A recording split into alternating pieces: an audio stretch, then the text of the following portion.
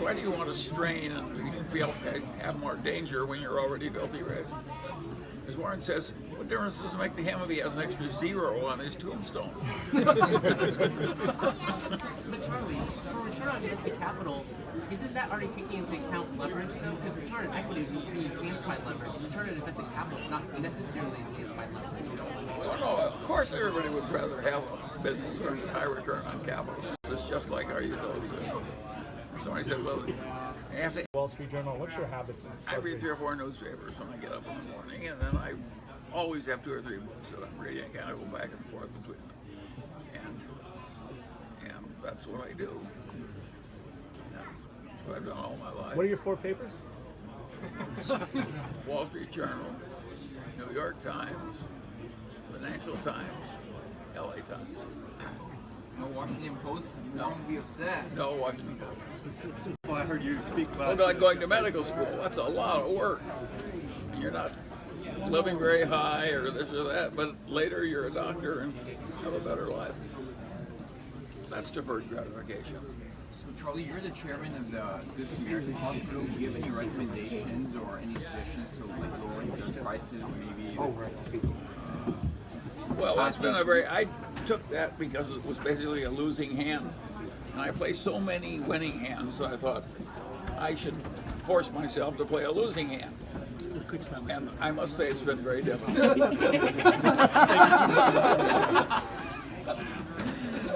Thanks so much. Thank you. Do you believe in like a single healthcare payer system, or? I think a single payer health system would work a lot better, yes. I think it will eventually come. I think the existing system is a ridiculous Rube Goldie. It's a ridiculous system. Ridiculous system. How should we help our children to avoid envy and jealousy? Avoid what? Envy and jealousy. Well, you can't. What's your go-to? We don't have one way of doing it. We have certain things we avoid because we don't think we have the competency to deal with them. And we have certain things we kind of like because we're used to them. And so we don't have just one set of rules. We don't have any formulas that are exact or anything like that. And some of the stuff we do, we just know it's a little better than our alternatives. We're doing all kinds of stuff now that we would not have done. We never would have Apple stock in the old days. He seemed like very straightforward. But you say I get 1 million letters from people who want to go to work for Berkshire or want to come work. I sometimes get a check. They'll send me, here's $50,000. I'll pay this to work for you. I say I send the $50,000 back. I will say that it's a kind of a brash thing to do, and I kind of admire it because it's kind of a smart-ass stunt. Something of a smart-ass when I was young myself. But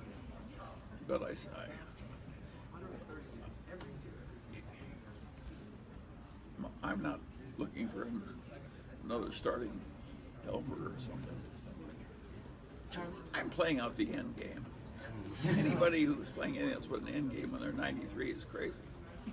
It's an end game. Charlie, can you To recognize that he has some flaws. Okay, so you bet against the jockey, not against the horse necessarily. Well, no, everything about, of course, I don't, McKenzie, that's, Skilling came out of McKenzie. There are a lot of manipulative types of McKenzie. So is it just simply an observation of the people more so than the quantitative factors? You don't need to look at the balance sheet when you're looking at the person. Well, I could see the chain letter aspects of the game. Okay. And the huge leverage and the huge, you're sort of building a chain letter. It's intrinsically a sort of dishonorable thing to do. Because nature thing, you're doing something that can't continue on its own motion, you're making it look like it will. So it's intrinsically sort of dishonorable. So I don't like chain letter operators. I don't like drunks. I don't like people that puff and lie. I don't like people that raise prices on drugs that people have to have by 500% overnight just as though it were. Just a lot of flags were flying. Charlie. Yeah. I work with Yahoo Finance. My name's Juliet. We've seen a lot of folks boycotting retailers because they sell Trump branded merchandise, and then vice versa because I wouldn't Starbucks do wants that. to. Have you seen these boycotts? I don't like all that. Basically, I'm not in favor of young people agitating and trying to change the whole world because I think they know so much. I think young people should learn more and shout less. So I'm not sympathetic to anybody. Young people are out in the streets agitating. I say the hell with them. You know, that's not my system. I think you can, if you got Hitler or something, you can go out and agitate. But short of that, I think the young people ought to learn more and shout less. Did you personally They ought to act more like Chinese. Did you personally know Richard Feynman? And what Yes, do you I think knew of him Richard? slightly, very slightly. What do you think of him? Well, he was a genius. On the other hand, he was a screwball. he absolutely was nuts about screwing a lot of different women and going after the wives of his own graduate students. That's disgusting. So he had this blind spot. No, in physics and teaching, he was one of the noblest people we've ever had. But in his personal life, he was a little nuts. Charlie, I have a question about real estate and investments in the past. Way back.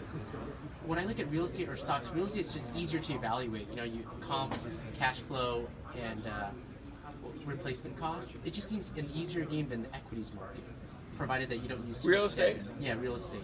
The trouble with real estate is everybody else understands it, and the people who you're dealing with and competing with it, they've specialized in a little 12 blocks or a little industry. They know more about the industry than you do. So, and then you've got a lot of bullshitters and liars and brokers. So it's not a bit easy. It's not a bit easy.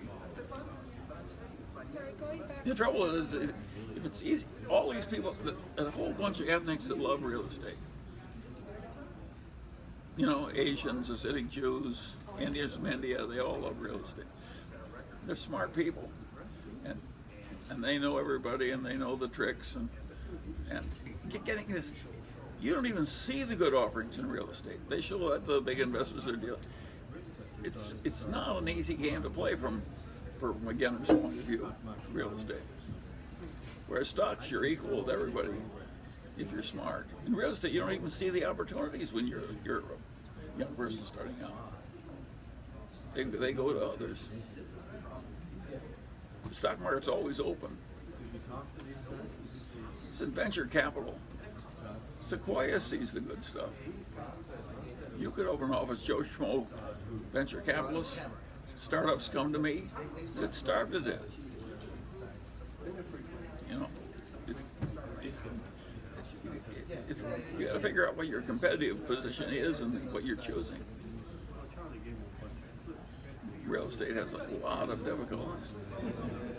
And those Patels from India that buy all the motels, they know more about motels than you do. They live in the goddamn motel with their family. They pay no income taxes. They don't pay much in workman's compensation. And every dime they get, they fix up the thing and buy another motel. You want to compete with the Patels? Not I. Do you like Not I. Charlie, I guess these questions, I wanted to dig into this a little bit more. You and Warren, throughout your business history, you were incredible at judging people, right? Whether it's Mrs. B. We were pretty good, yes. What was it that you and he looked for? And what were mistakes that you made that you learned from along the way in judging, who would be good business partners to work with? Well, first there's some very good people in Warren's family, one of whom I worked under was Fred Buffett. So we had people we knew well that were really noble people. So we had bases to compare people against. And we had bases to compare people against in terms of capacity and talent and so forth. So we had a lot of data in our heads that helped us. And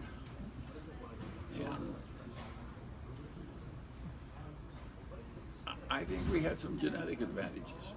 Not IQ points, just absolute quirks of nature that made us better. Like, what was it, Harry Bottle? What was his name? Yes, Harry Bottle, one of my earliest friends. Tell me about Harry Bottle and what you saw in him that was so.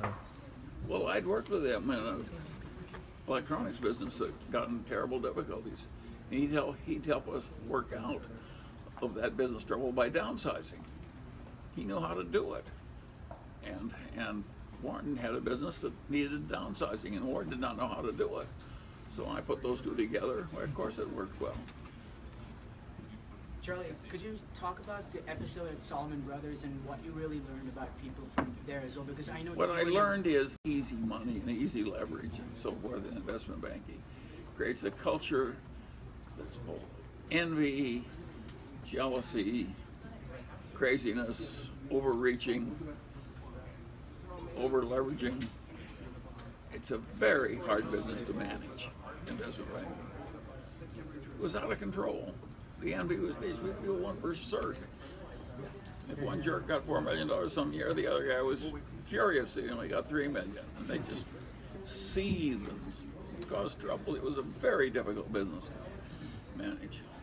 I think a lot of easy money that comes into finance just ruins practically everybody. No thanks. I'm all right with the coffee. Charlie, any thoughts on Apple Corporation?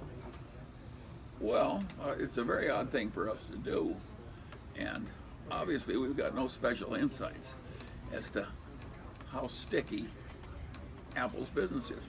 Apple whole supply chain is like one man with 2 million employees. That's very peculiar, and the man is not perfect. And on the other hand, Apple has a very sticky bunch of customers. Will they be able to keep that going? And if so, how long? I don't know, but I think the chances are pretty good it's going to be quite sticky. And that's why we bought it. But as I say, we may have a slight edge in our favor there. But it's not a big edge. We're doing that because we don't find the stuff we used to find where we knew we couldn't lose. Apple, we've merely got what we think is a little edge. We don't have a big insight that can't fail. But if you got the money, you have to put it somewhere, and you can't find what you used to like, you have to put it with what's best available. It's a nice problem to have so much money.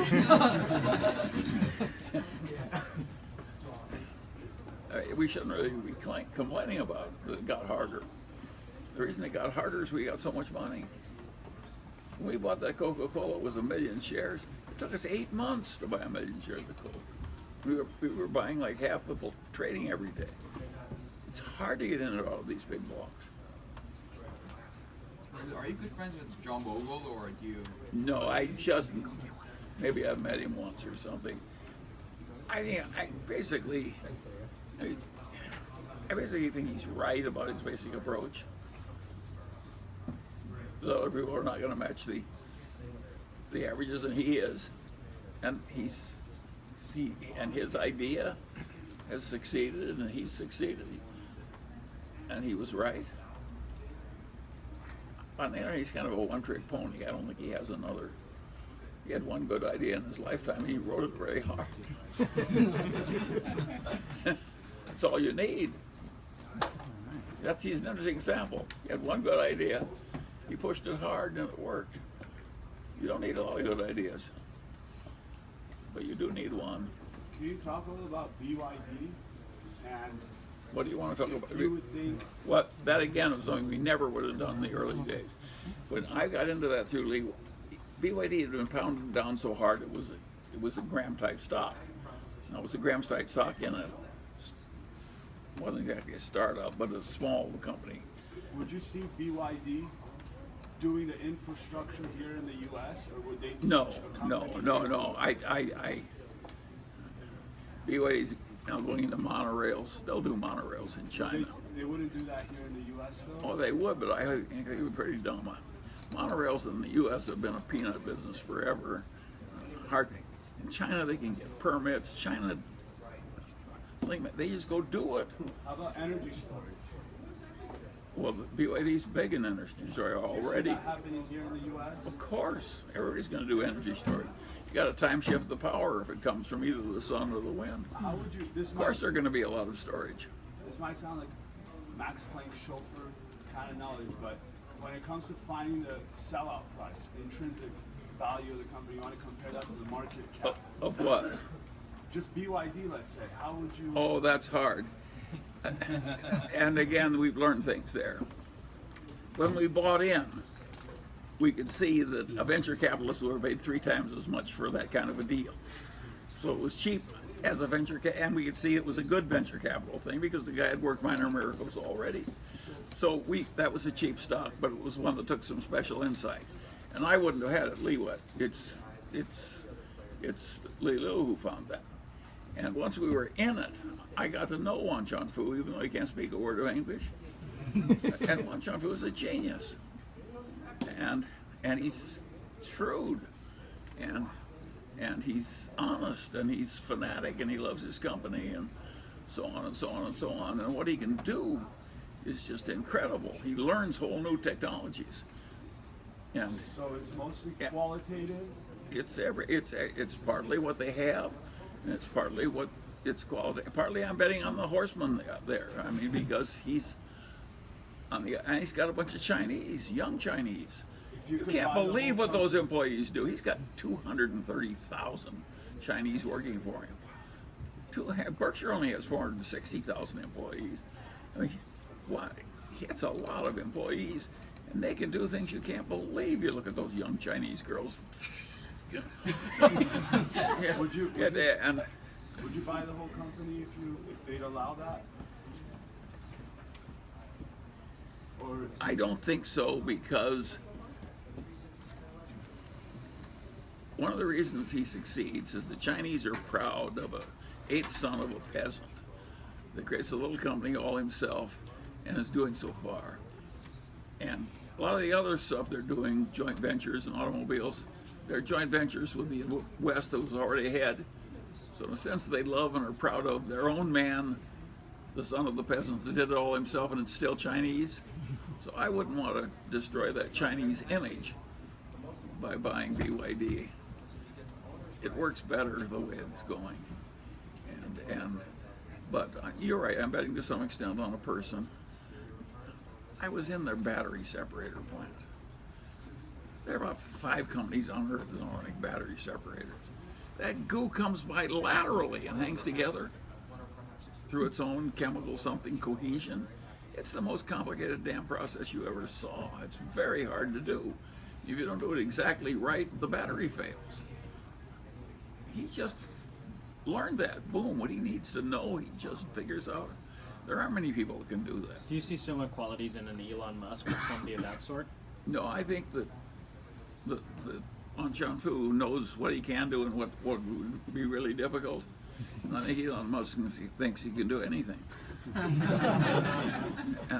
I'd rather bet on the man. So has some limit to his self-appraisal. Do you think Mr. Bezos knows the limits of his skills? Way better than you think. Bezos is utterly brilliant and utterly remorselessly ambitious. I would never bet against Jeff Bezos. Did you ever meet him or have like a? Yeah, I've met Bezos. You mentioned earlier about Coca-Cola becoming a little bit less efficient than they used to be. For the first 100 years, all that caffeinated, carbonated sugar water with the same flavor just swept the earth. Every year more money came in. They were drowning in money for the better part of 100 years. Of course it was interesting, but of course that kind of spoils you. And now the basic stuff is going the other way. Do you think Coca-Cola and Pepsi still win the sparkling water battle? I don't know. I think they're both very strong companies, and I think they both have a lot of momentum in place. And Do you think if they were run by 3G, they would do better or worse? well, I guarantee they'd do a lot better the second year. People would be gone. If Glotz came to you and asked you to make a new company today, Who? Glotz, there's an article turning 2 million into 2 trillion. It's about creating a company that would be worth 2 trillion. Yeah, I know. I gave the talk. He wrote it to you today. What? If he came to you today, you wanted to do another company, what would you tell him? Well, I wouldn't do that because I did that only retrospectively. In other words, I knew the outcome when I created the story. Of course, that's a lot easier than starting now and projecting the future. So I can explain the past a lot better than I can predict the future. Surprise, surprise. And by the way, that talk, it was a total failure when I gave it.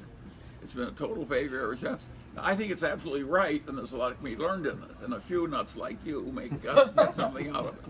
But in terms of the greater world, I bored the people. Some of them fell asleep. It was the most failed talk I ever gave. And so I published it when they did Poor Charlie's Almanac, because I still think the basic lessons are right. It's just it's hard to understand. Most people don't understand basic psychology very well. Charlie, looks like you hit a home run with the Physics Institute in Santa Barbara. Well, all I did was create a building. They already had the institute. But it looks fantastic, the whole idea and everything. It's wonderful. It's amazing what you can do if you have a lot of intelligence and unlimited money. How about a Munger library somewhere? A Munger library, like a presidential library, a Munger library. How about No, that? I'm working on another student building in UCSB. Hey, Charlie, what scientific innovation going on right now that you're really excited about, and what's one thing that you're really scared about? I really am deeply aware of this agricultural revolution, and everybody takes it for granted. It wasn't, it isn't like agricultural, productivity ever increased by 300% in a few decades. I mean, it was just amazing what happened. And of course, the world needed it terribly. And so I'm quite impressed, and more of that's coming. So all this stuff about gene splicing to make plants grow better, and gene splicing to make domestic animals produce better, all that's coming. Some is starting to work already. And they'll push this crossbreeding of seeds in the ordinary way a few more. Now, it's a hugely important thing that's happening, and the world needs it terribly. And it changed the whole world for everybody. We couldn't have this civilization without the food. And there's not that much arable land. We have to get more product out of our existing land. And our existing land, the way we're farming it intensively, is degrading. And the reason we produce all this stuff is we pour chemicals and so forth into the land. Fungicides, herbicides. And at any rate, insecticides too. But it's just amazing what's happened. And how we've created the miracle rice, the miracle grains. It's just, and so I'm quite impressed by the fact they keep doing that stuff. And to have 1% of the people produce all the food for America on their farms, when we used to have 80% of the people, it's just a huge, huge change in the human condition. And we'd all be doing stoop labor instead of running around in airplanes to hear people talk. If it weren't for all these revolutions that our predecessors created for us. So I just find that quite interesting. And we need it. Costco, buys a lot of produce now from vegetables grown in hothouses. And by and large, those are Chinese. The Chinese who are good, from the 6-acre hothouse, they really know where every damn blade is growing, and it's not that different from rice growing. I mean, they're just very good at it. And that has a lot of potential that is coming. So I like the agricultural stuff. Most people just ignore it. We take it for granted. But I'm quite impressed by it. And America sufficiently proving to be a ham sandwich business in the last? What? Is America sufficiently proving to be a ham sandwich enterprise in the last few months? Well, there's a lot of good left in the American economy and the American people, partly because we're taking in so many talented people from these other nations. Think we've taken in from China, India, even Japan. It's a lot of human talent. And in the old days, we got the poor people, you know, and that was harder because, and now the Chinese that come here, they're not the poor Chinese. They're the well-to-do Chinese, and the children of successful Chinese families that get high grades and so forth. The same from India. Every once in a while, I meet an untouchable who has just gotten off through the Maine Technical Institute of India and succeeded. But most of the Indians I meet are all from the upper castes of India. We're sucking the brains out of India. And of course, that's good for us. Is that a tragedy Same for with China. Same with China. Is that a tragedy for China and India, though? What? Is that a tragedy for China and India, though? Well, they got a lot of people. They have a lot of brains left. You know, you can't think about two countries. People shortage is not. When you can sift a population that big, you'll get some smart people. And Charlie, do you have any like mental checklists that help you stick with that or prepare before you get to your opportunity? well, if you haven't prepared, you won't have the courage to seize it.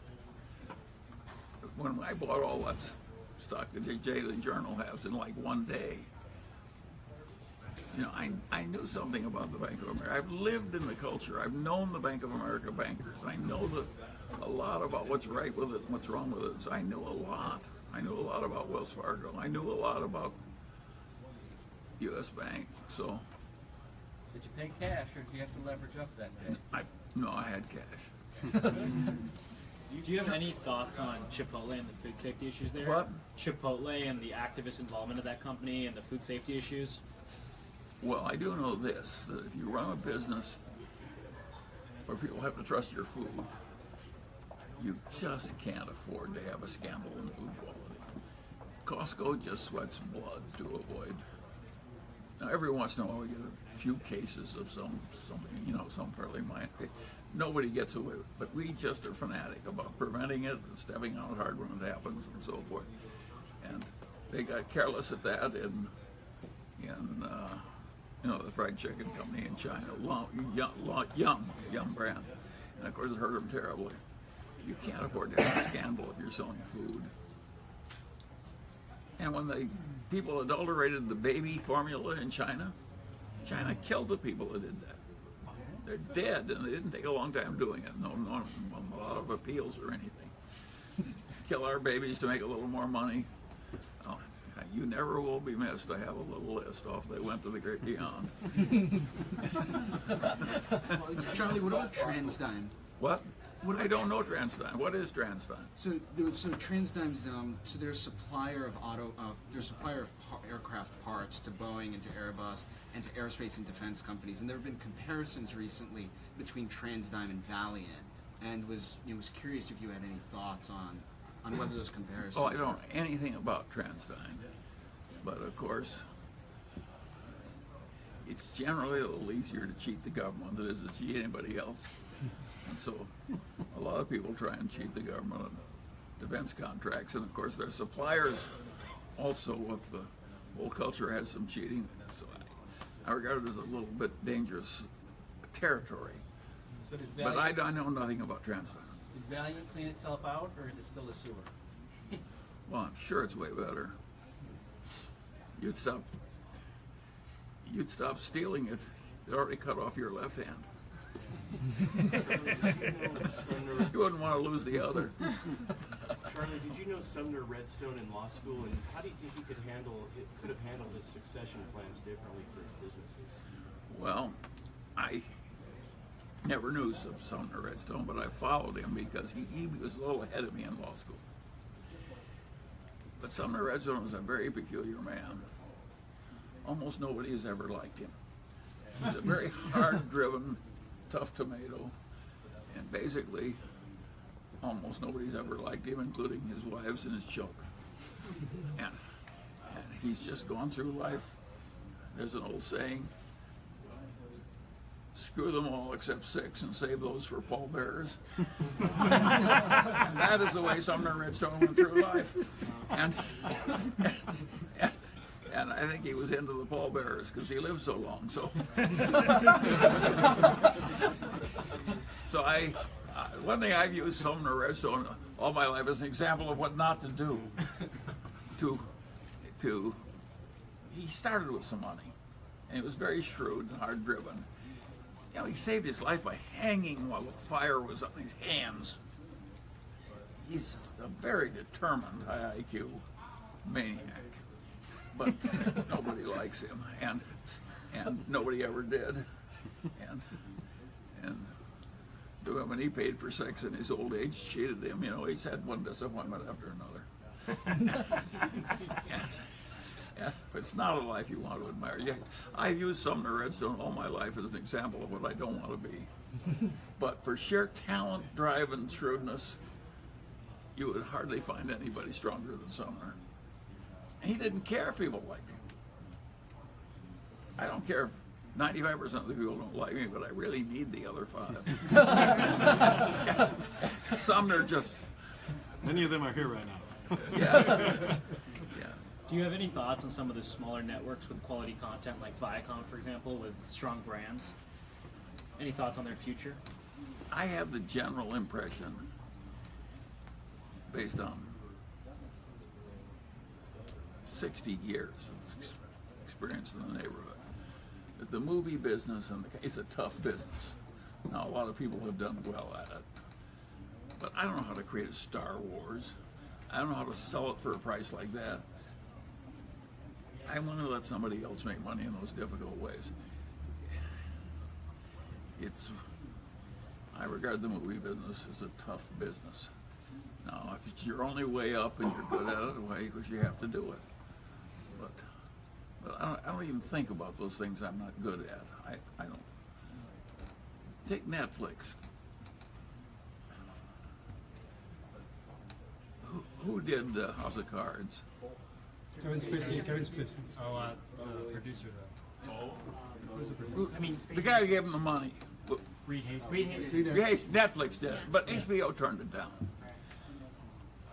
Oh, and that was really stupid. It had worked in England. It couldn't fail. But I'm just not attracted. I don't want to try and be Reed Hastings or. Well, did you know Saul Price, the founder of? Very well.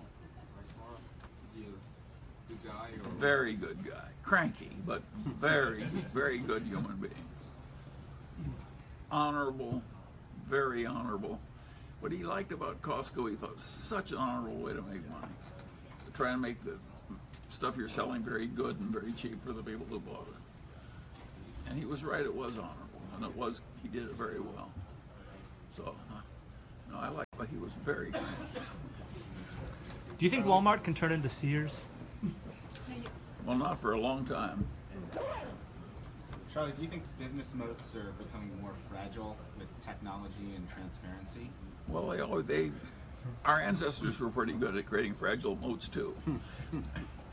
I think it's natural that what's up in one era. Think of what I've lived through in terms of people. DuPont looked impregnable. General Motors was the strongest corporation in the world. Kodak was one of the boom, boom, but they're gone. Xerox. I mean, it is hard to keep winning, and the world keeps changing. Look, the Daily Journal, it's hard. Imagine going into computer programming, dealing with a lot of agencies all over the world, including South Australia. A little company like this is not a bit easy. And if we hadn't done it, we'd just be one more dying newspaper. Can you talk more about the airlines and what's changed from a couple of decades ago to now? Well, I don't know that much about it, but I do know that it's more concentrated now, and there's no real substitute for it. It isn't like we have a substitute for air travel. And it's down to relatively few players. in the old days, they could always start a new airline. They hire nothing but young people. They pay the pilots less. They don't have a union. And they could just start hitting the prices. They just kept ruining the business over and over again. And even now, Southwest is just starting to go to Hawaii. So the vicious competition is continuing, including people doing it for governments own these airlines and do it to show off how strong they are. So I don't regard it as a perfect model, and I don't think it's the greatest idea we ever had. It's just something that, considering how pounded they were and how the world has changed a little, we thought, as I say, we had a little advantage by that particular gamble. But it is not that it's not a cinch. Is there an outlook on oil prices embedded in that investment? I don't think oil prices will make that much difference over the long term to the. It's not that. If the kerosene doubles in price, I don't think over time, I don't think it matters that much to the airlines. It's still, it's you put 100 people in an airliner and fly somewhere, it's pretty efficient. And you can do a lot of flights per day. And it's worth a lot of money. People will take the trip. And not going to be a new airport in Shanghai, you know. A lot of the airports are fixed, and a lot of them are out of capacity. It's obviously better than it was in the past. Whether it's good enough so it will do well, I don't know. Also, if it starts working, you get paid in advance for the tickets, so there's no credit. A lot of people lease the airliners, so that if you make money, you can pile up pretty rapidly in cash. Is there a reason JetBlue wasn't in there? I don't know anything about individual airlines. Neither does we bought a bunch. It was a sector bet. It's not a bet on an individual airline. When industries like airlines or railroads rationalize and turn around, how do you and Warren know? I mean, have you been keeping up with it for 50 years? It was easy to say. In the railroad, we waited until it was all over, and then we went in. And the airlines, it's not over, but it's a little bit the same story. Years of consolidation and bankruptcies. 3, 4, 5, 6 big bankruptcies already in the airlines. So for 50 years, you've continually read about these industries, even though you have disdain for them. Yes, I talked about patience. I read Barron's for 50 years. In 50 years, I found one investment opportunity in Barron's, out of which I made about $80 million with almost no risk. I took the $80 million and gave it to Lilo, who turned it into $400 or $500 million. So I have made $400 or $500 million out of reading Barron's for 50 years and following one idea. Now that doesn't help you very much, does it? I'm sorry, but that's the way it really happened. If you can't do it, I didn't have a lot of ideas. I didn't find them that easily, but I did pounce on one. Which one was that? Which idea was that? It was a little automotive supply company. Anyway, it was a cigar butt. Is that KNW? No. This was, I've forgotten the name of it, but it was it was the Monroe shock absorber and all that stuff. The stock was $1, and the junk bonds was paid 11 3/8%, were 35. And when I bought the junk bonds, they paid me the 35%, and they went right to 107 when they called. You know, it was, and then the stock went from 1 to 40, but of course I sold my stock at 15. But so what did the article in Barron's say? Yeah, what was it? It said it was a cheap stock. Only one, right? But that's a very funny way to watch for 50 years and act once. How long did it take you to make the 15 bagger on that? What? How long did it take to make the 15x on that stock? It went from 1 to 15, right? Maybe a couple of years. How long did it take you to make the decision to buy it once you read the article? Oh, about an hour and a half. What was it about that company, an auto supply company, that was Well, a bad I kind of knew, based on experience, how sticky some of that auto secondary market was, and how many old cars needed Monroe shock absorbers. And I just knew it was too cheap. I didn't know it would work for sure, but I knew that I just, as I say, people were afraid it was going to go broke, obviously, if their bonds were selling at 35. Charlie, how do you define the edge of circle of competency? What? What's your definition of your circle of competency? Well, each person's is his own, but it really helps to know what you can do and what you can't. I got whole things. I don't like to gamble against odds. I have not lost $1,000 in my life betting against racetracks, casinos. If the odds are against me, I just don't play. I don't even want to amuse myself playing against the odds.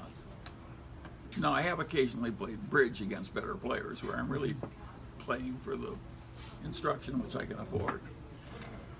But that's because I like the learning. But I won't do very much even of that. I do not like playing against the odds. Could you maybe say one name that you invested in when you ran your partnership that performed beautifully for you, and explain as a case study what it was about that company that attracted you? Because there's not much about the Munger-Wheeler partnership. Well, but I had all kinds of things in those days. First place, in those days we had what were called Jewish treasury bills. And that was event arbitrage. If a company sells out $100 a share and the stock's selling at 95, for 60 years, people just went in and bought the stock at 95 and made the 20% per annum with a little leverage. For 60 years, Graham Newman, Warren, I, and Goldman Sachs made 20% per year on anything we did in event arbitrage. What happened was when the stockbrokers were all on commission, the deal's announced, every stockbroker can call his client and say, oh, your stock is way up. Maybe you should sell that. You know, they're getting commission. So you had dumb selling. And so, of course, we did well. Nowadays, the people do not do all that well in event arbitrage. It's too tough. The deals it's just too crowded. But it just worked fine for all those years. We did all kinds of things in those days we can't do anymore. And I was speaking with Rick Urin, and he was saying that if he was to start a fund today, he wouldn't do it. And he says he doesn't think it's hard because the size of a fund like Berkshire limits you to large companies. He just doesn't think that there's the same opportunities anywhere. There aren't. That's why people come to this meeting. Speaking of opportunities, Charlie, could you talk a little bit about your thoughts on John Malone as an operator and what you think about the cable industry's moat going forward? I do not. I've always been troubled by the cable industry. For one thing, it was thinly disguised bribery when they got the franchises. I don't like to even think about a lot of scummy places that are getting their franchises by bribery. So I've sort of ignored it. I didn't want to think about it. Malone is obviously something of a genius, and he's a fanatic and doesn't like to pay taxes, and he's been very successful. And I've just ignored it. I just don't want to think about it, so I haven't. I can afford the luxury, and I don't have to think about everything. But the starting bribery that got the franchises, look, I just didn't like it. And so I just haven't thought about it, and I'm still not thinking about it. And the movie business I don't like either because it's been a bad business, and crooked labor unions, crazy agents, crazy screaming lawyers, idiosyncratic stars taking cocaine. It's just not my it's just not my field. And I just don't want to be in it. And these other stuff, I find enough of the other stuff that I like. We've got so many places in Berkshire that just do their work pretty well. I like that. You'll be amazed. The Seas Candy, they make the good candy, they work on it. We've got lots of places like that. Our utility business, we probably have the best run utilities in the United States. We care more about satisfying the regulators. We care more about safety records. We care more about everything we should care about. When we bought Northern Natural Gas, which Enron owned, of course, to show more earnings and more cash, they just done no maintenance. A goddamn pipeline can blow up and kill people. And the minute the ink dried on that, everybody took 6 months off, and we sent all these pigs through the pig is a special name for. We went through the pipelines, and we just caught up on all the deferred maintenance. We were not interested in killing people. That's the right way to behave. Enron is the wrong way to behave. Imagine deferring the maintenance on a pipeline so you can show more cash. It's disgusting. It's like killing people on purpose so you can make more money. I mean, it's deeply immoral. And so, but they fix it fast. Of course, I'm glad to be associated with people who behave like that. Greg Abel's a terrific operator and a terrific guy, and he actually, in Iowa, Nebraska has public power. So they did not, they borrow tax exempt, build a new plant with General Electric, they're paying 3% on the debt or something. And he could run a big public power agency. Our Iowa utility that Greg Abel runs, right across the river, his rates are miles below Nebraska Public Power, entirely financed, which, you know, and the other utility in Iowa, our rates are half theirs. Well, of course I like being associated with a company that can deliver the power quite reliably. And more than 50% of all the power in Iowa comes from the wind. So and the farmers are glad to have a few wind machines out among the corn. And so we just quietly created a revolution there. The regulators, the customers, everybody likes it. Of course I like people who do that, and Berkshire's full of that stuff. Do you think that cheaper solar over time, as it continues to get cheaper and cheaper, does that pose any potential threat to the utility business as people kind of take on their own generation? Like, is there any potential for a death spiral there? Well, Berkshire has something like $8 billion worth of solar, almost all of it in California. We got take-or-pay contracts from the two big utilities. And so we have, and the way we leveraged it is like financial line, we'll probably get 15 or 18% or some ridiculous return on our equity. And just sitting on our ass while these little mirrors sit out there in the field. Oh, you have to polish them once in a while.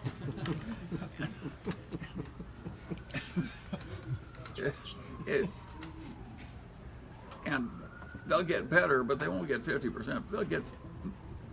There's a limit to how much better they can get. And the first one we had, they tracked not at all, they just lay there. The second one, they track east to west, but not for the celestial stuff that goes on, changing the seasons. The next ones will be pointed right at the sun through every kind of, and that all makes it, but there's a limit to how efficient that stuff can get.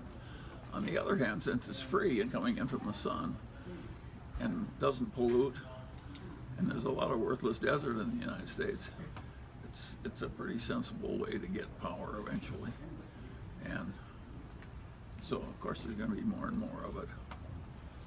And but you don't think the ability to generate electricity at home or on a business's own property, is that going to be some sort of threat at some point to the revenue model for all the capital? Well, people try and make money out of that crap. I am very skeptical about all this home stuff. That works if the utility will pay twice what the power is worth. Then you can reduce your electricity bill. Well, why should the utility pay for twice what the power is worth?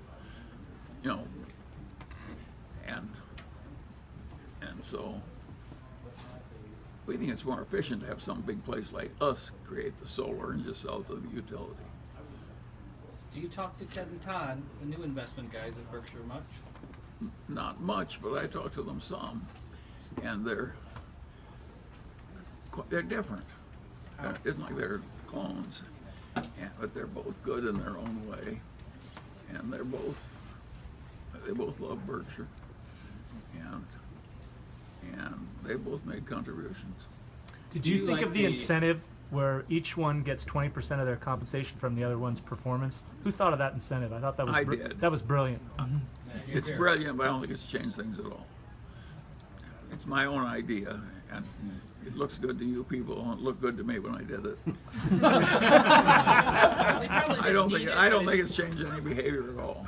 Charlie, how do you feel about auto dealerships with their service component and the low capital requirements? That is very interesting. I don't want to be in the bottom 80% of the auto dealership. Sure. I think these people are well up in the top 20. And so if we've got 80 dealerships making $3 million a year after taxes. That's $240 million. You have all these dealer protection laws. It's entrenched. We take these real estate, which tends to be very good, and stick it in our insurance companies where it's a decent insurance asset. It's what I call okay. So that's great then. It's not great. It's okay.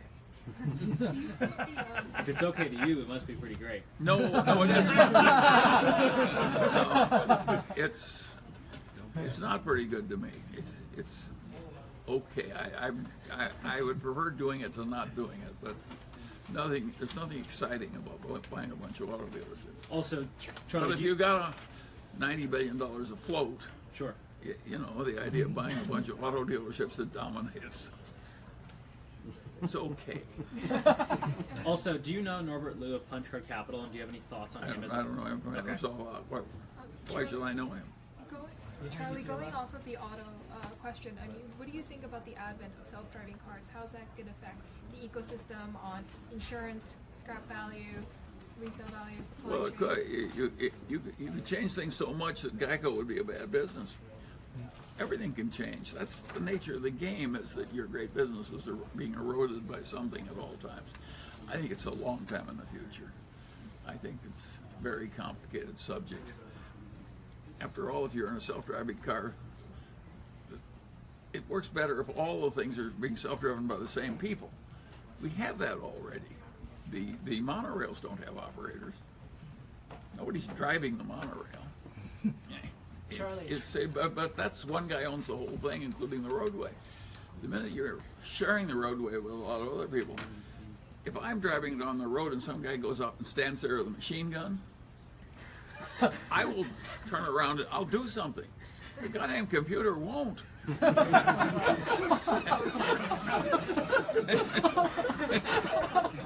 He's not programmed to care about machine guns. Charlie, what do you make of the legacy that you and Warren have left? I mean, do you have any idea of the sort of impact you've had worldwide, or does it always surprise On what? you? On investing, on just basically thinking, not just investing, but just Well, I think we've had some effect. But they're still teaching the efficient market theory in the business. And the old ideas died hard. And by the way, it's roughly right. It's just the very hard form, which everybody believed. Really? They believed it was impossible. They didn't think it was rare. They thought efficiency was absolutely inevitable. It was like physics. I call it physics envy. That's what they had in the finance field. They wanted to make their subject like physics. Now, what kind of a nut would want to make stock markets like physics? It ain't like physics. It's more like a mob at a football game. Sean, do you need a hand with that?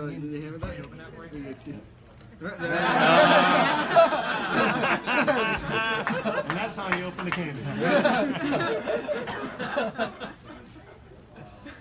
I've opened quite a few too. Charlie, would you like to know why I think you should know who Norbert Liu is? Yeah. Because he follows the Munger system. His hedge fund is called Punch Card Capital, based on the philosophy of punch card investing. And since 2008, he's killed the markets and done well for his investors by being invested in just 3 stocks: Wells Fargo, Berkshire Hathaway, and Baidu. I just thought you'd be interested. Well, I think I am interested, and I'm not surprised. And I'm not surprised it's worked. It's just what I recommended. And he's picked some of the same stocks. Right. Well, he admires you very much. Well, think of what a simple way that was to get rich. Right. I'm going to share this with you, gentlemen, because otherwise I'll leave it alone. Since you can open the box, we expect to see you here for another 10 or 15 minutes. Don't say what the hell is. You open one box and you get another. That's fresh. Charlie, were you surprised on election day? Of course. Of course I was surprised on election day. Did you lose sleep for a few days? What? Did you lose sleep for a few days? Well, no, because I expect to be disappointed with politics.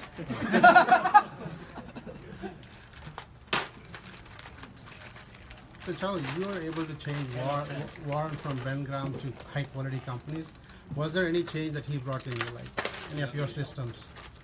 Well, I didn't change him that much. Warren would have gotten there anyway. Maybe I accelerated it 6 months. But Warren would have figured out that what he was doing wouldn't scale.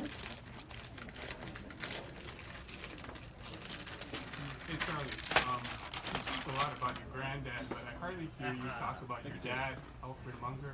I was wondering if you had any thoughts about some lessons he taught you. Well, I was very fond of my dad. My grandfather Munger was more disciplined than my father. My father made a good income as a lawyer, which he carefully spent except for his life insurance and his houses and so on. My grandfather always saved his money. And when the Great Depression came, he could save the whole rest of the family. And so naturally I remember him more when I talk about his investors. And the Alfred Munger Foundation? That I was named after my father. And what does That's that not do? my grandfather. Right, and what does that do? That foundation? Well, I'm going to give away all that money before I'm dead if I last a little longer. It's not that much money. What do you want to give it to? Whatever appeals to me at the time. I don't ask anybody. How do you think about creating impact through philanthropy? What? How do you think about creating impact through your philanthropy? Doing what? Through giving away money.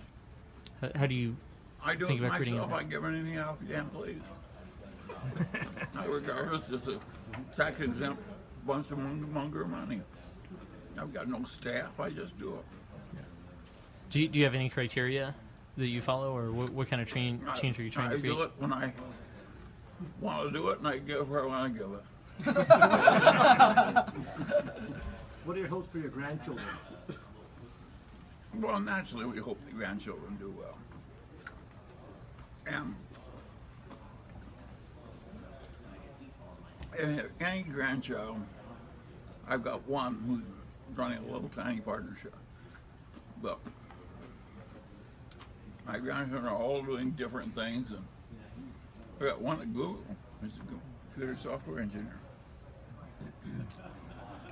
Are there any other periodicals besides Barron's that you've read for 50 years? And do you have any more inspiring anecdotes from the either Forbes, Fortune, Wall Street Journal? Bloomberg Business Week. I've read Fortune for 60 years. Fortune for 60? I've never bought a stock.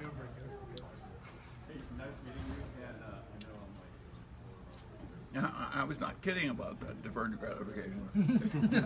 Isn't it true that you got a new car when you were like in your 50s or 60s? That was the first new car? I bought them for my wives, but I always bought a Cadillac that was about 3,000 miles on it, way cheaper. I flew around in coach airplanes. I used to go to the Berkshire Hathaway meetings in coach, and Berkshire Shore would stand up. They were all in coach too. And they'd stand up and clap. Hey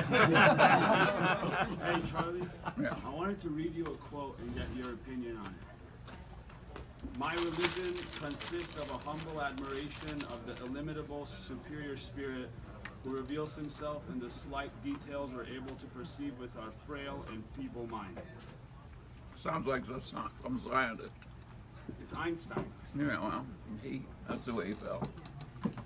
What's your opinion on that? Well, I don't have his idea.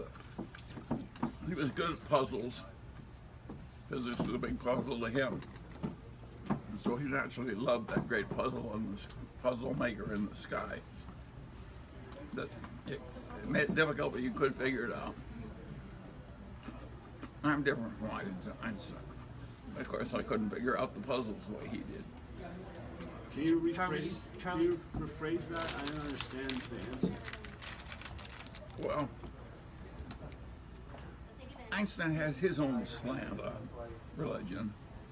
There's certainly no conventional theology in Einstein. He's not talking about being nice to other people or anything like that. He just thought there must be some God out there that created these wonderful puzzles for me to solve. That's a peculiar kind of a religion. But that was Einstein. Charlie, you mentioned that one of your greatest achievements was family, having a family. Can you tell us a little bit more about what you would do differently with the family, or things that you did really well with the family in terms of investing into the family? Well, I had a lot of children, educated them all, and I take the results as they fall. What else can you do with a family? And I have a lot of very admirable children, some of whom are out there today. And that's a huge blessing. One of the things I like about them is that they're decent, generous people. One of my daughters who was there, she had a friend who was married to a total jerk, straitened circumstances, bitter divorce. My daughter just bought her a house. I think she owns the house, but this other family lives in it. What's your opinion? That's a nice, generous thing to do if you're rich. Wow. I'm glad I have children like that, not like some are rich. What's your opinion of the giving pledge? Well, I told Gates that I wouldn't do it. Because I've already flouted it. When Nancy died, community property stayed. She left it up to me to decide where it went. But I knew she would want it to go to the children. Every wife, always afraid the old man will have his money taken away by some nurse or something, in his dotage. I knew Nancy would want it to go right to the children. So I shunted more than half the Munger fortune, quite a bit more than half to the children. So I've already totally violated the spirit of the Gates pledge. I said, Bill, I'm not going to publicly be a spokesman for something I've already totally flouted. And I flouted it because I knew my wife, who had helped me all these years, would have wanted it that way. I'm not a good example for his pledge. So I won't do it. I won't pretend to be doing something I really didn't do. Charlie, it may be a little too personal, but What? It may be a little too personal, but is there anything that you'd like to share about your wife, Mrs. Munger? Yeah, we'd like that. I'm going to say is, a long life has many disappointments and agonies in it. I watched a sister die a horrible death of Parkinson's disease, dying young, 64. I lost my first son to leukemia, miserable, slow death. And at the end, he kind of knew it was coming. And I'd been lying to him all along. It was just so awkward. And it was just pure agony. And you just have some of those agonies that are going to happen. There's not so much agony when somebody's really old dies. You know, they deteriorate so much you almost don't miss them, which I'm doing a good job of. But no, I think you just take the hardships as they come. You take the blessings as they come. And you have fun out of figuring out the puzzles as best you can. It's really, we're very blessed to have that. And we're in the United States. We're not in India. We're not under some crazy dictator like Russia. We live where everybody, they got to bribe India. We got a lot to be thankful for here. And we have a lot of options. We can change jobs, we can move around, we can do this or that. We get a huge admixture here with all the cultures of the world without having to travel. So we're not restricted to one narrow little group of Bulgarian farmers making olive oil or something. We got this great mixture of people who are quite interesting and quite different, and they're all cross-marrying, which makes it even more interesting. Yeah. It's amazing to me there was a lot of anti-Jewish prejudice when I was young. And now every family I know, you know, they're all cross-married. I don't have a friend hardly with a big family who doesn't have a Jewish in-law. It's all, and the old ideas have sort of died. How'd you meet your wife, and how did she accept you? Wife, 52 years, and died 7 years ago. That was mutual friends who introduced us. We were both divorced, both the same age, both had 2 children. And all I can say is I owe a debt of gratitude to the people that introduced us. Charlie, I've heard you and Monish both talk a lot about the power of cloning, great ideas, and I was wondering what you think about the flaws or limitations or dangers of cloning. For example, when you're not true to yourself, like when does one get in trouble with cloning when it doesn't work? Well, cloning is, of course, it's not an ambiguous word when you use it biologically. But when you take it into some other field, cloning is a very interesting idea. You do remove ideas from one place and bring them into another. And if that's cloning, I do it all the time. Charlie, can you take us? I like cloning. Can you take us back when you bought the Buffalo News paper and just the stress that you had to go through because it looked like it was going to go under, right, at one point for a while, right? Well, take us the story about the Buffalo News. We were News. never the weakest in the town. So we were betting that we'd be the survivor. And we were.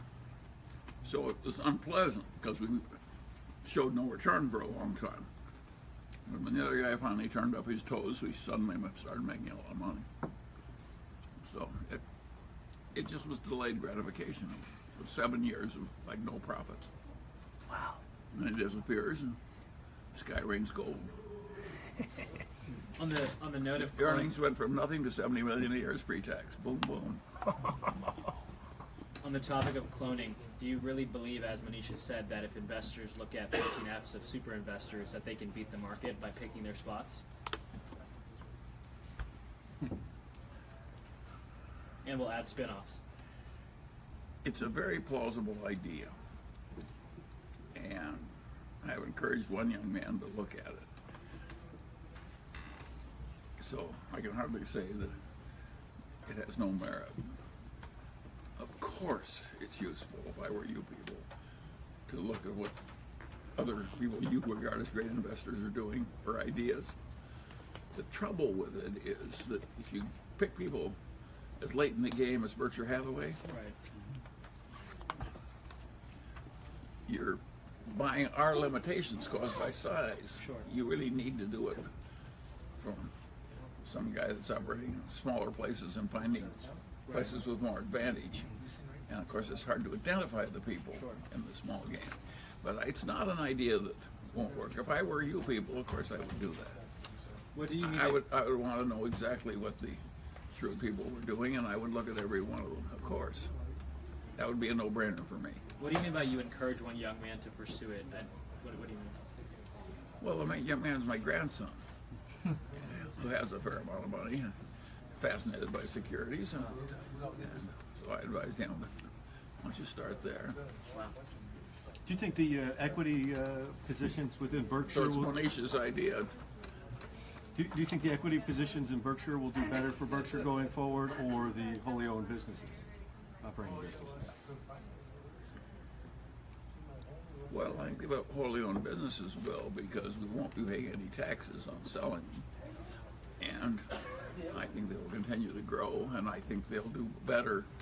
I think the wholly owned businesses of Berkshire, or the 80% owned or what have you, are on average better than the businesses, say the S&P. So I think we'll do better in that part than the S&P, and I don't think our stocks located in a corporation subject to taxation will do enough better than the A&P to even pay the taxes. But if we're buying the stocks with the float in some insurance company, of course the world changes. But no, I would say that, of course, if you buy Berkshire, you should not be buying it on the strength of its little its portfolio. Look, we get $8 billion. That's the biggest market cap in the country.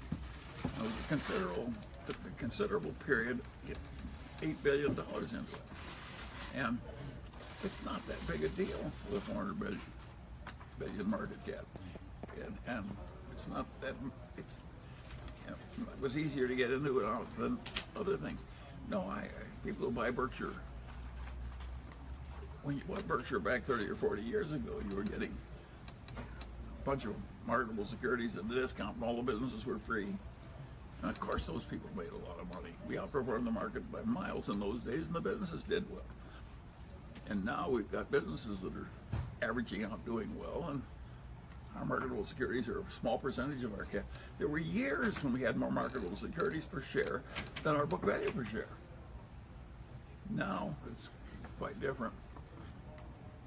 And of course, the market at its present multiples is it's a different world.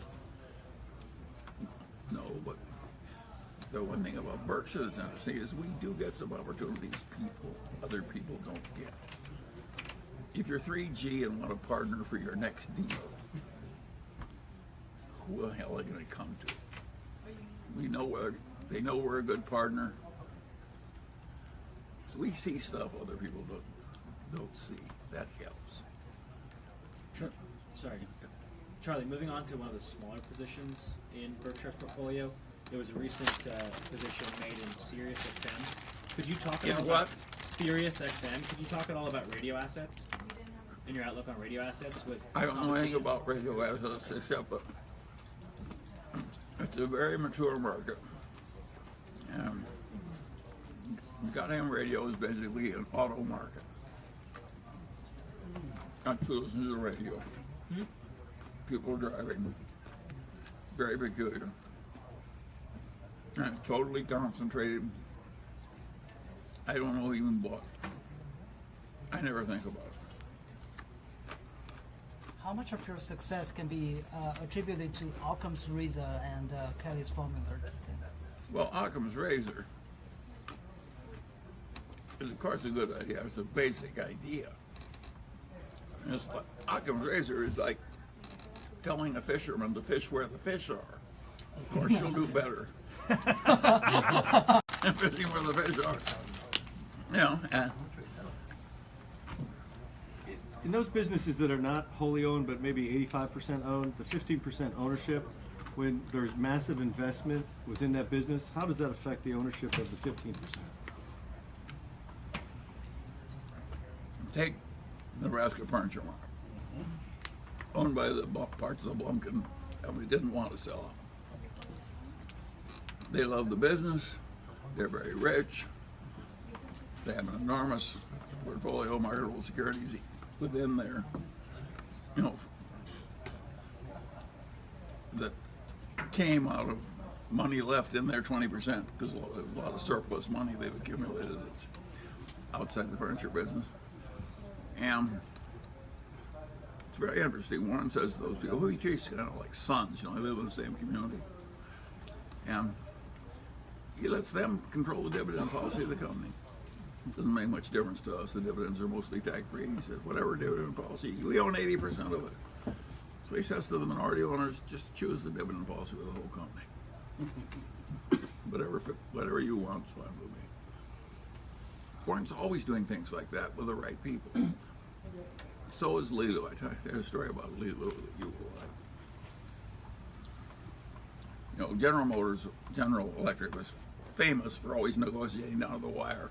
And just before they had closed, they'd have one final twist. And of course, it always worked. The other guy was all invested. It's over. So everybody feels robbed and cheated and mad. But they get their way at that last final twist. So Lelu made a couple of venture capitalist investments with the field, and he made this one with this guy. The guy had made us a lot of money in a previous deal, and we're now going in with him again on another. Very high-grade guy and very smart and so forth. So now we come to the General Electric moment. Lelu says, I have to make one change in this investment. It sounds just like General Electric, just about to close. I didn't tell Lelu, he did it himself. He said, this is a small amount of money to us. You got your whole net worth in it. I cannot sign this thing if you won't let me put in a clause saying if it all goes to hell, we'll give you your money back. That was the change he wanted. Now you can imagine how likely we were to see the next venture capital investment. And nobody has to tell Lelu to do that stuff. Some of these people, it's in the gene power. It's just such a smart thing to do. It looks generous. And it is generous, Is there a little but it's also reciprocity? a huge self-interest now. Is there a little reciprocity opportunity there? What? for that Well, it's the right way to behave anyway. Yeah. And the second way, it helps you. And Berkshire's helped by its past behavior to see things that other people don't see. But how many people would Sumner Redstone have ever done that? Would General Electric have ever done that? That whole culture of behaving otherwise. Ben Franklin talked about morality being the best policy, but then you see the Sumner Redstones and the Icons and the Trumps doing really well by acting kind of the opposite from you and Lee Lu. How do you reconcile that and still come out with the what no doubt is the correct answer, that it's wiser to be moral? Well, of course, Sumner Redstone and I graduated from Harvard Law School about a year or so apart, and he ended up with more money than I did. So you can say he's the success. But that's not the way I look at it. And so I don't think it's just a financial game. And it's I think it's better to do it the other way. And sometimes you think you're getting by with this. But General Motors has a letter they file out when they take something over. The letter says, "Dear Joe Schmo, major supplier to this business they've just bought. We're going to accomplish wonderful things together, and we blah, blah, blah, blah, blah, blah, blah. But we have to harmonize the systems of General Electric with blah, blah, blah, blah, blah, blah. And you're going to be paid in 90 days instead of 30 days. Which is just horrible imposition on the supplier. But they got a whole department that's just organized to brutalize the suppliers into furnishing all the money. They did that with one supplier that I know. And of course, the sales manager said, "Well, don't tell them to go fuck themselves." And the guy said, "No, I won't do that." He says, "Just bring me all the stuff where General Electric is my customer, where they've got no alternative." And he just raised the prices by about 4 times. How do you feel about buying into GE? I think it's a mistake to be quite that brutal. Now they compete in GE based on who can get the suppliers to furnish more and more of the capital. They're very tough. Now, it's a great company with great products, and they've got some very good people. I think Jeff Immelt was a good guy, but I would be very uncomfortable doing that. My theory of life is win-win. I want suppliers that trust me, and I trust them, and I don't want to screw the suppliers as hard as I can. So how did you feel when Berkshire bought the GE pipe? Well, how did you feel when Berkshire put money into GE in the crisis? Well, it was fine. It was sure to work. It was a high coupon. And it did work. When we buy something like that, we're not making a big moral judgment about the company. I don't think GE is that immoral. Averaged out, GE is one of our better companies. In terms of fanaticism about defect absence, and they're very good on that stuff. Charlie, in your book, you said one of your... But I want to get ahead, making a final twist on every deal just before the closing. I'm brutalizing all my suppliers to the last nickel on when I paid them. That's not my system. So, Charlie, you said in your almond, this is one of the best deals you've ever encountered, the one that you didn't close with a snuff manufacturer. Yeah. Can you go a little bit more in detail in that? And we're both That was Conwood. It's an addictive product. People are totally hooked. They're the number 2 person in the market. They all believed in their product. Every damn one of them chewed tobacco. The figures were just unbelievable. There was virtually no financial issue. No, nothing but money. And the cancers caused by that mouth tobacco is maybe 5% of the cancer you get from cigarettes. But it's not still. You definitely are going to kill people with that product and have no reason to die. It's the best deal we ever saw. We couldn't lose money doing it. And we passed. Fade in, fade out. Jay Pritzker, who was then head of the trustees or something at the University of Chicago Medical School. Pritzkers are big in Chicago. He just snapped it up so fast. The Pritzkers made $2 or $3 billion out of that. But do we miss the $2 or $3 billion we would easily have had? Not an iota. If we had a moment's regret, not an iota. We are way better off not making a killing out of a product we knew going in was a killing product. Why should we do that? On the other hand, if it was just a marketable security, we wouldn't feel that the morality of it was ours. But it's going to be our subsidiary. And we're going to be paying the people that are advertising on tobacco. That's just too much for us. We're not going to do it. Charlie, is there any one question you've anticipated being asked in your whole life that you've not been asked yet? That's a good question. Why didn't they ask that? Some people ask me this, what question should I ask you that will help me?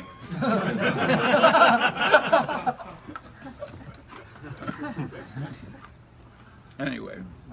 Do you have a favorite Mrs. B story you can share with us? Well, she was very peremptory and bossy. she was illiterate in English, although she was fluent in Yiddish. And she could make arithmetic complications in her head that you can't make. I mean, she knew exactly how many yards there were, 26 and a half by 104 and a quarter in her head. And she was there, but she was a very bossy, domineering, hardworking woman. And it was, she worked herself 100 hours a week, and she had sons-in-law who were the nicest people, and they worked maybe 50 hours a week after they were filthy rich. She called them those bums.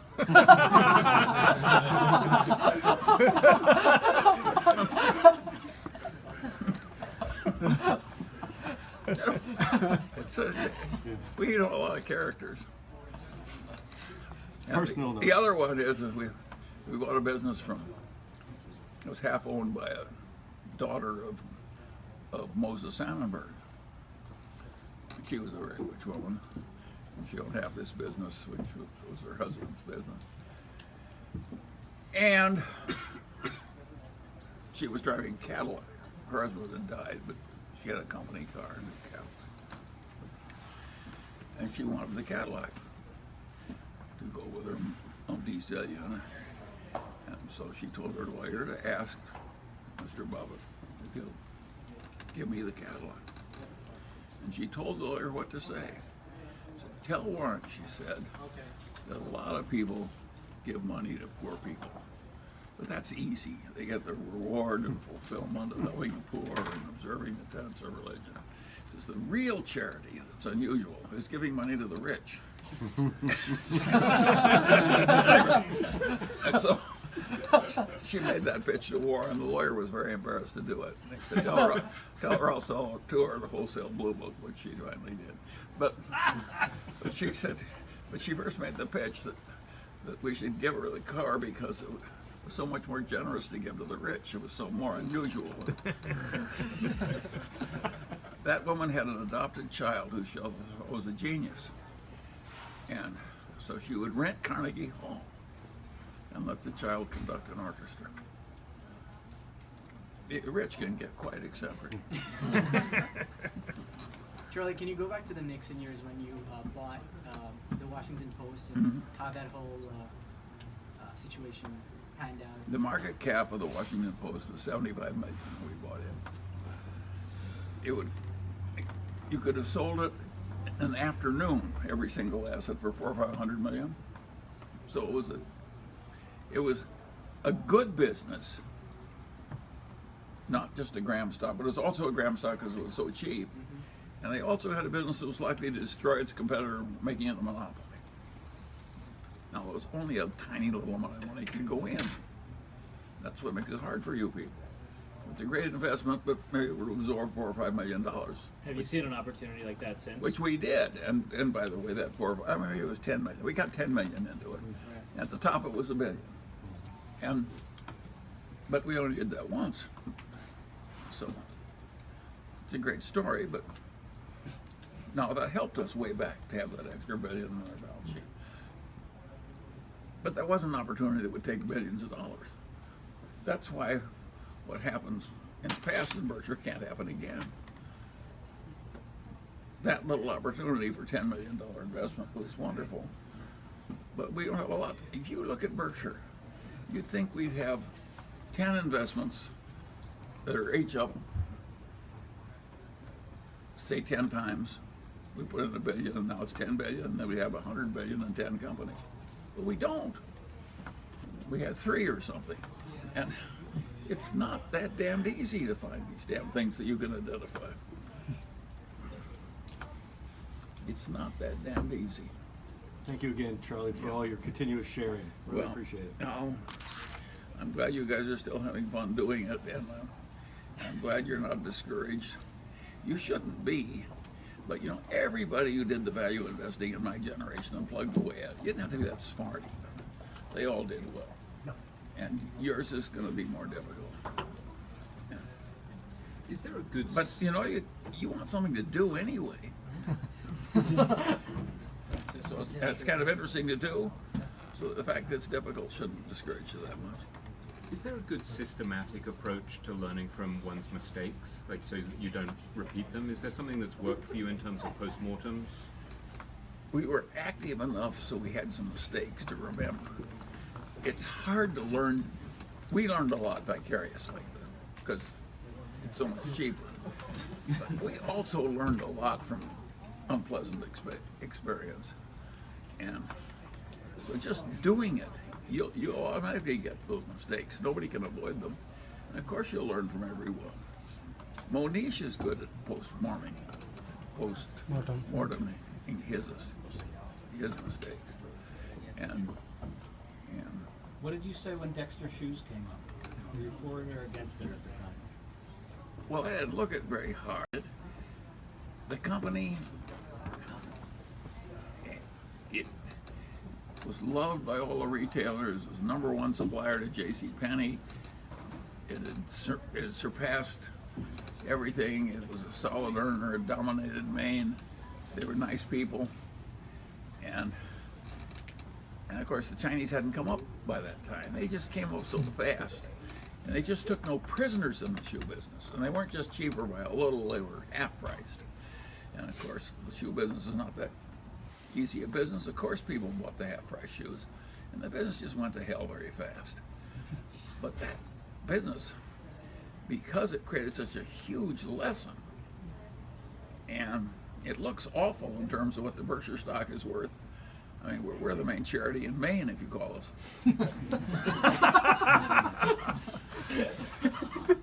But at the time, it was 2%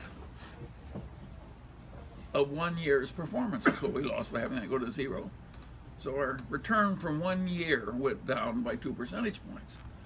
Now, to be sure, if we bought our own stock instead of this thing, you know, or not giving away our stock, it's a huge error. But we learn from it. And I just think if you just keep going, you'll make some mistakes, and of course you'll learn from them. How could you not learn from that one? We've learned how awful it is to have somebody who's really way lower priced come in hard, and how no amount of managerial skill could protect us. Now we have other shoe businesses, some little niches that make $20 million a year or something after taxes. Maybe a little bit of that is leftover Dempster even, but we make do.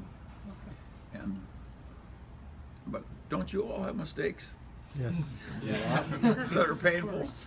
And haven't you learned from them? Yep. Yeah. And isn't that good? Yep. Yes.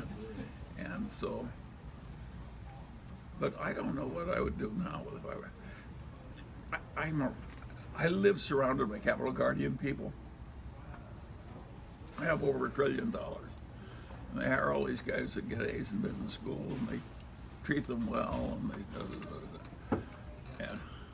they divide them up, and they get expertise in various places. And it doesn't work to beat the indexes.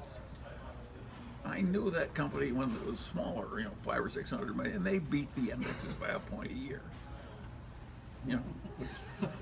Which was fine because they were drawing the fees off the top and the clients. Now they've lagged by a point a year or whatever the hell it is. And they handle that the way by denial. They just don't face it. I was there the other day, and this very nice portfolio manager who's very smart, polished, generous, nice man. Assistant, very nice, polished, intelligent woman. And he said, well, he says, we outperform in my fund, which has $100 billion, by 2 percentage points a year. I'm going to raise my eyebrow. I just look at him for a while. He said, well, I mean that we outperform our competitors by 2 percentage points a year. And I said, yes, and in that overperformance, a lot of it was a long time ago and you had way less money. And there was another horrified pause, and finally the woman says, he's on to us. We're going to discuss something else. At any rate, it is awkward. You want to keep getting paid, you like your line of work, you're flying around interviewing management and so forth. And when all is said and done, and they did it for a long time before, but it just got harder. And then I see people leave. They say, can't manage $30 billion, I'll manage $3 billion, and now I'll outperform. And they've had that happen 2 or 3 times. And the new guys don't outperform either, because the new client still wants 10 stocks or something. Oh, and there's another experiment they've done about 3 times at Capital Guardian. Follow what the great investors are doing. That's one way. They said, we'll get the best idea from our best people, and we'll make a portfolio just of our best ideas from our best people. Nothing can be more plausible. They've done it 3 times and it's failed every time. Now, how would you predict that? Well, I can predict it because I know psychology. When you pound out an idea as a good idea, you're pounding it in. So by asking people for their best ideas, they were getting the stuff that people had most pounded in, so they believed. So of course it didn't work, and they stopped doing it because it didn't work. They didn't know why it didn't work because they haven't read the psychology books, but they knew it didn't work, so they stopped. And it's so plausible. Now, I don't think that's true at Berkshire. I think at Berkshire, if you asked me and Warren for our best ideas, that would have worked. But it didn't work in a place like that. A more conventional manager. By the way, I don't think it would work that perfectly at Berkshire. I think it would work better than it did at Capital Guardian. But isn't that interesting that that would not work? Is it still true you talk to Warren once a week now? No. It'd be like talking to yourself. We don't have any new ideas. 87 and 93 of that. I mean, what the hell? Anyway, but the young men make some contributions. They cause us to think about things we wouldn't have thought about before. We would not have bought the airlines or the Apple if the young man hadn't come up with the idea. But once they did, Warren ran with it. And Warren's pretty great. It was hard to buy that much airline stock. Doesn't sound like much airline stock, by Berkshire standards, but we had to be a hell of a percentage of the market in those areas for a pretty long time. It's very hard to manage a lot of money. Must be an awkward conversation with Bill Gates after he bought the Apple stock. What? I said it must be an awkward conversation with Bill Gates after that Apple stock buy. Bill Gates does not have any illusions on that subject. Bill Gates bought that $150 million with Apple. I think they sold it. Right. Yeah. And That was a good buy. Yeah, but it was not a good sale.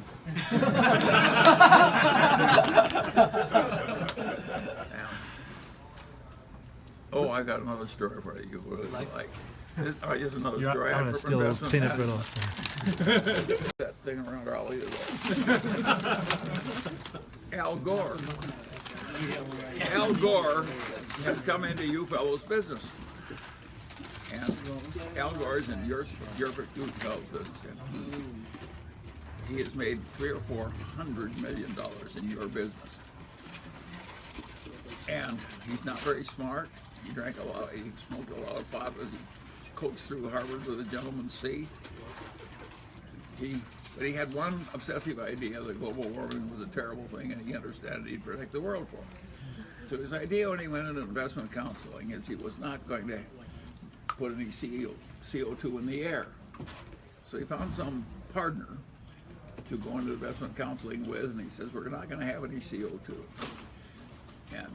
But this partner's a value investor, and a good one. So what they did is Gore hired a staff to find people who didn't put CO2 in the air. And of course, that put him into services. Microsoft, and all these service companies were just ideally located. And this value investor picked the best service companies. So all of a sudden the clients are making hundreds of millions of dollars, and they're paying part of it to Al Gore. Now Al Gore has hundreds of millions of dollars in your profession. And he's an idiot. And it's an interesting story. And a true one. Charlie, earlier you were talking about how... So if you were idiots about global warming, and President Bush, your theory, by the way, it's not the only one. There's an investment, there's a leveraged buyout operator in Los Angeles that I know casually. He's made 35% per annum for 30 years. All he buys is service companies. Instead of buying 100% and letting the management have 10, he always tries to buy 60 and let the old manager who created the company own the other 40. And he buys nothing but service companies, and he knows a lot about it. And with that formula, which inventories, receivables, are all kinds of horrible things in business that you just buy service companies you can avoid. And it's amazing how well it's worked for. It worked for this guy who does the LBOs just the way it worked for Al Gore, 35% per annum. And he's smart because he's causing the people to have more of their own skin in the game. They know more about it. They're more like partners, instead of the new manager's not an employee. They're really, some other guy was 40 and you own 60, that's a different relationship. And he's the founder. But what a clever way to do it. And it worked better. And of course, he knows more about it when he does nothing but service companies. I know another guy who does nothing but mail order internet companies, also an LBO operator. He's made 20-some% per annum for a long, long time. But he knows more about getting customers and with this ratio, and he knows more about these damn mail order internet companies. And he really knows a lot. So two specialists, each one of a different specialty, both working. Interesting. And that's why I made all the talk about the specialization frequently works. I find it more fun to go on and do everything, but these specialists do better, averaged out. They know a lot. So how is our little mail order business, Oriental Trading, doing? And did they give you That's one of this guy's. This guy sold that. Oh, okay. Not to us, but to one previous to us. Well, it's a very humdrum damn business, but it's right there in Omaha. It's a non-event. It may be better than something else we put insurance float into, but it's not. It's going nowhere. But if your float costs you nothing, and you suddenly make 10-12% on it, it's beguiling. We got enough float now.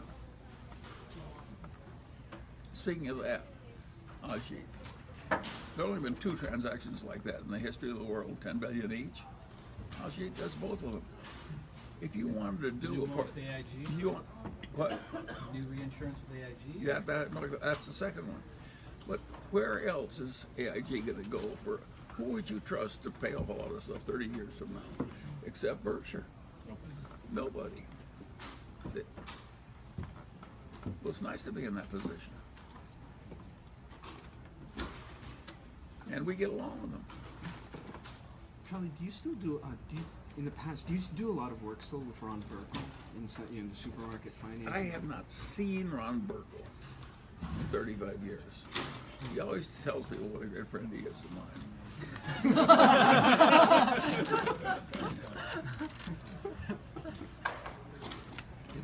I liked Ron Burkle's father, who was our last customer for trading stamps.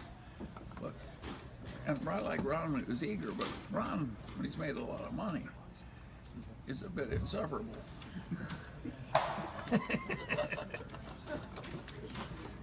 Yeah, I mean, no, he's my good friend if you listen to him. Because you show up in pretty much every biography of him that's ever written. The one he really knows is Bill Clinton because he furnished him with girls. He's talking about he's had other friendships that are closer. When you look at what's made you and Warren have relatively happy lives, is there some aspect of that that's imitable for the rest of us? Well, it's all imitable. If your marriage reasonably works, and if your family life reasonably works, that doesn't mean perfectly, because nobody's family life works perfectly, particularly with the children. And if your partnerships work well, we have had marvelous partners. Warren's been a marvelous partner for me. I've been a good partner for him. All of our other subsidiary partnerships, which don't overlap totally, have been marvelous. I do not have a big failed partnership of any kind. But that's because I am a good partner. And Warren is a good partner.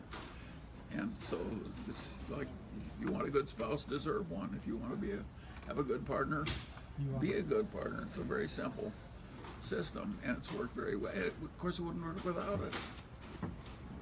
And also, get rid of the bureaucracy. You deal with good people you trust.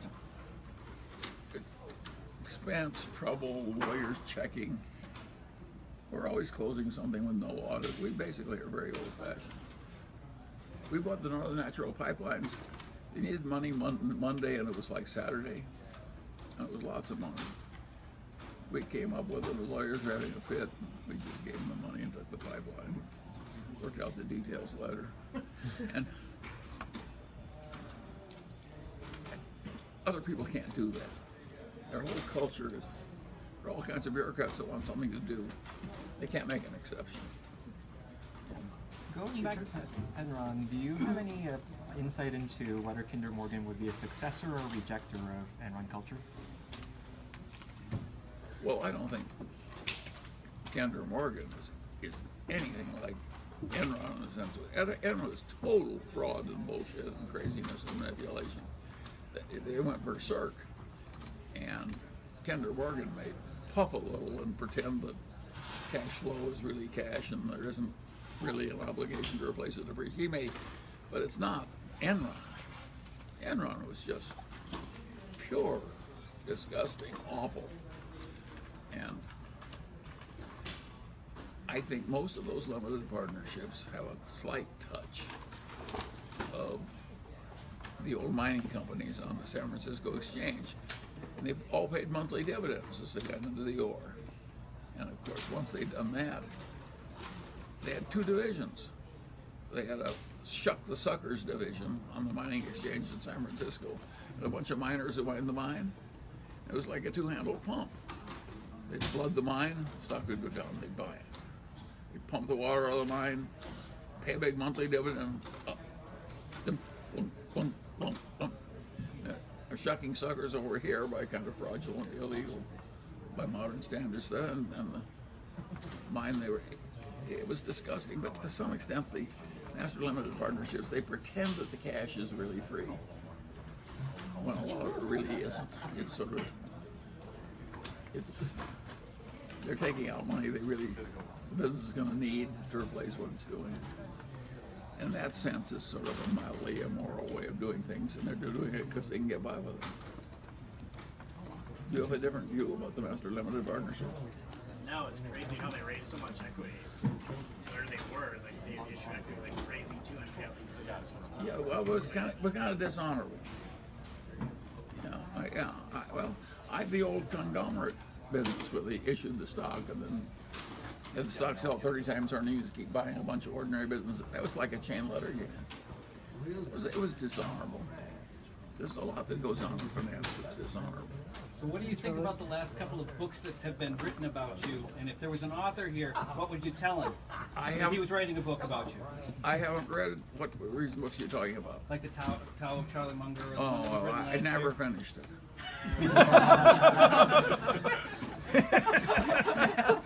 Damn it. Any thoughts on the books that have been written about you?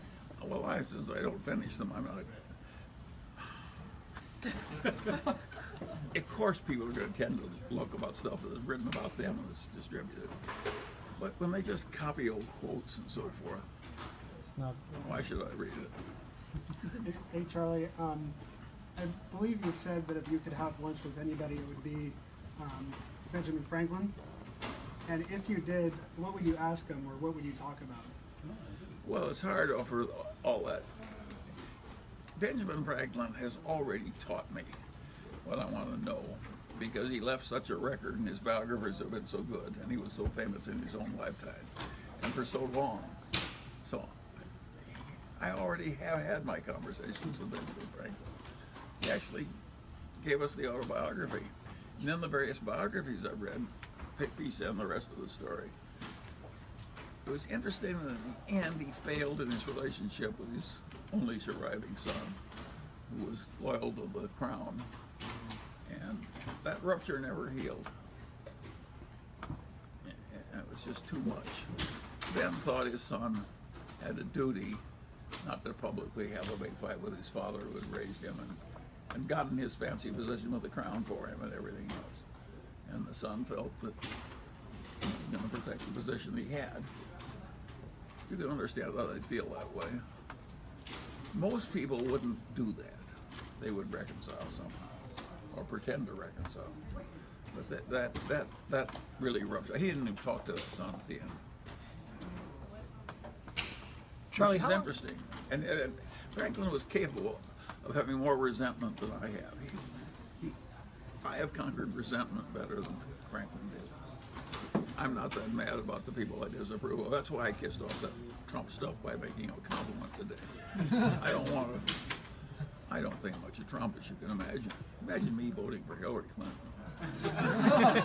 It was very hard to push the pen. But I did. Are you hungry? No, I'm fine. I've been eating brittle. I'm going to leave it a minute. Is Oscar out there? No, Jerry would like to meet with you for a little bit. Okay, I think I should. Now? Yeah. Sure. Okay. Thank All you. right. Thank you.